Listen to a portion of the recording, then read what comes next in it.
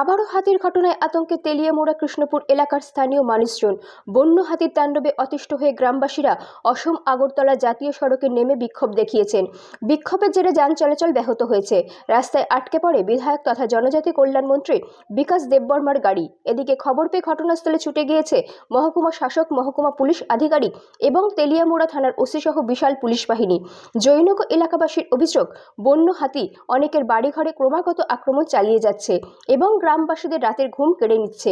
হাতির তাণ্ডবে উত্তপ্ত তেলিয়ামুড়া কৃষ্ণপুর এলাকার মানুষজন। হাতির তাণ্ডব থেকে রক্ষা পেতে এলাকাবাসী শুক্রবার অসম আগরতলা জাতীয় সড়কে নেমে বিক্ষোভ দেখাতে শুরু করেছেন।